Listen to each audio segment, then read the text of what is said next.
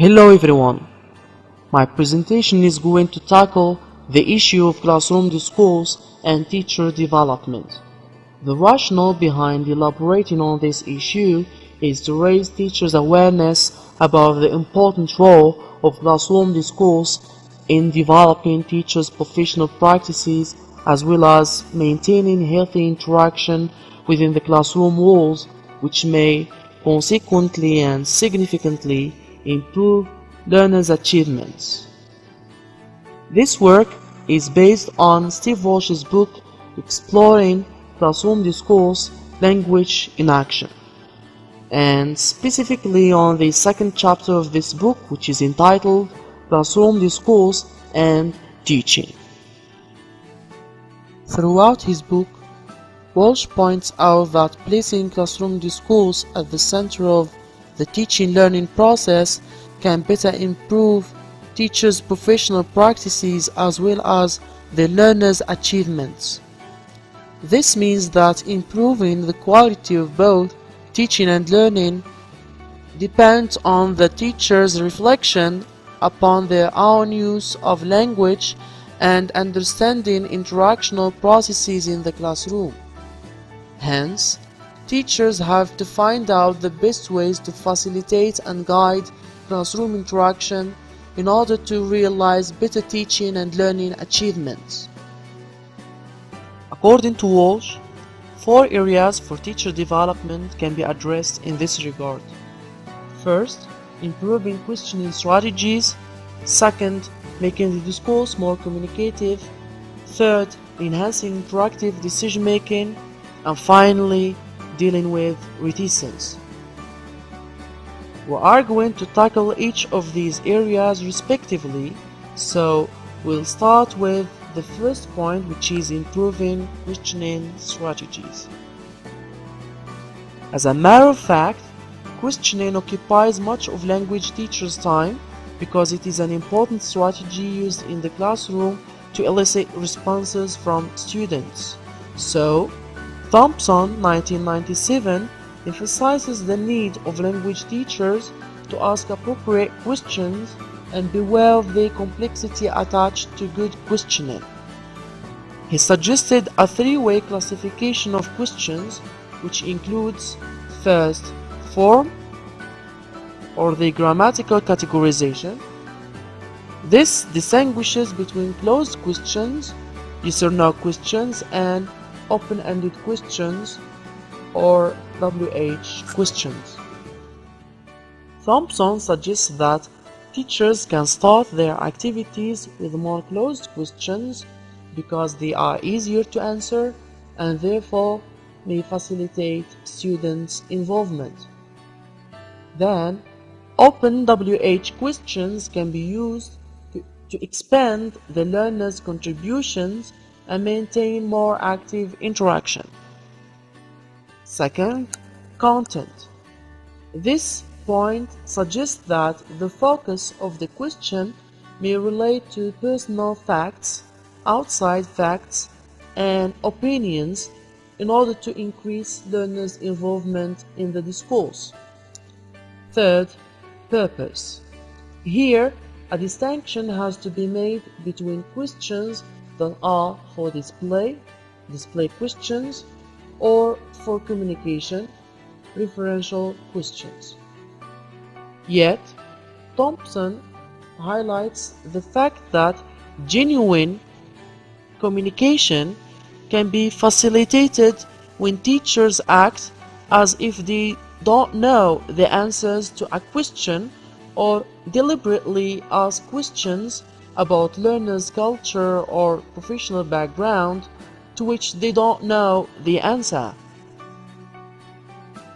In general, the main value of this framework lies in its potential to make practitioners think about the choice of questions in relation to what they are doing in the classroom and about their role in interaction.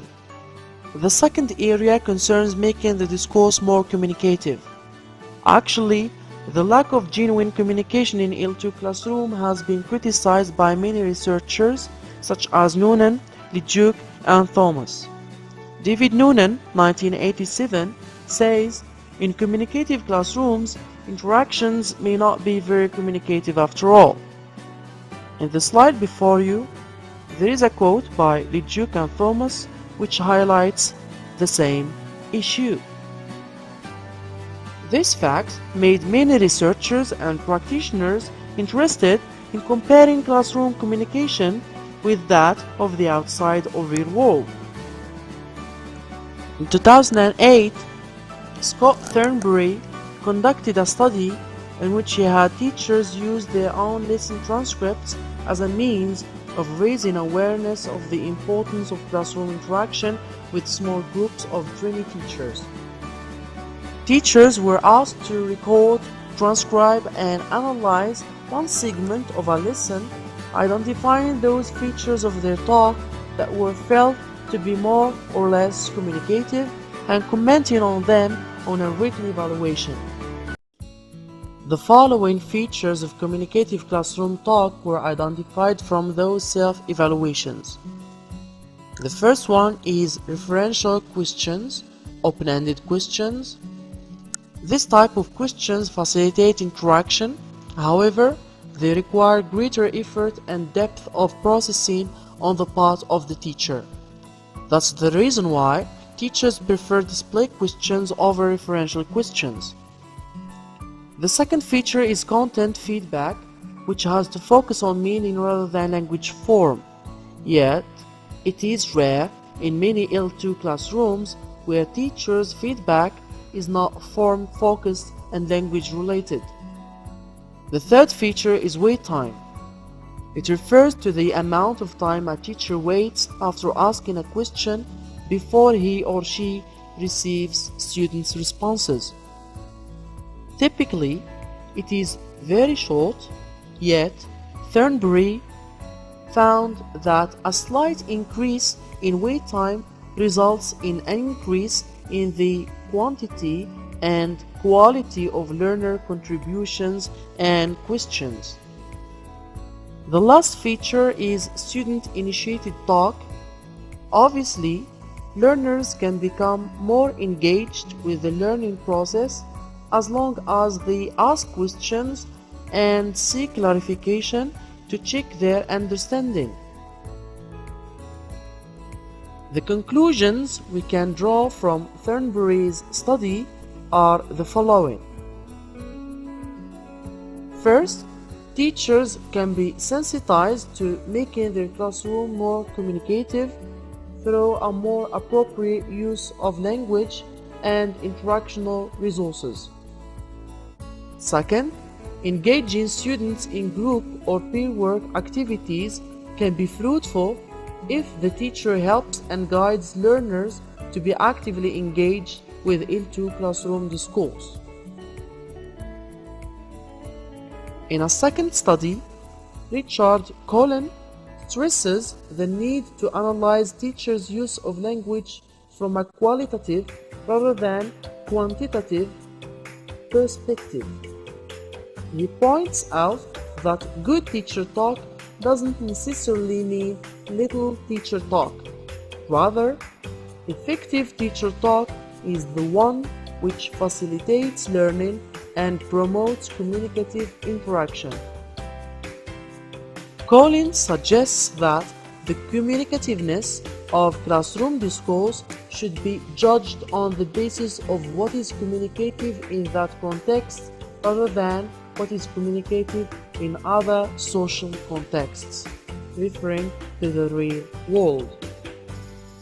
In addition, he identified 4 features of communicative teacher talk, including referential questions, content feedback, speech modifications, and negotiation of meaning. The third key area for teacher development concerns enhanced interactive decision-making. Walsh states that good decision-making is a key element of effective teaching. Good teachers make good interactive decisions that are appropriate to the context, engage learners, and provide more opportunities to facilitate learning. Teachers have to make decisions which are interactive to engage all learners and make them follow the discourse.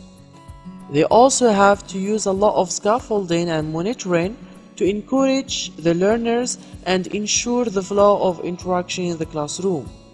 In addition, a teacher has to reinterpret the contributions of the students at certain times to clarify to the whole class and keep all students on track.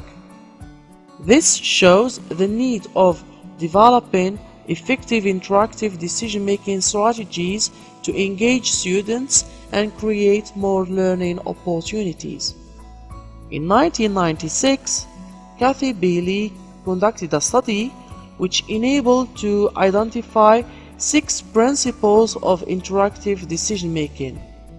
First, serve the common good.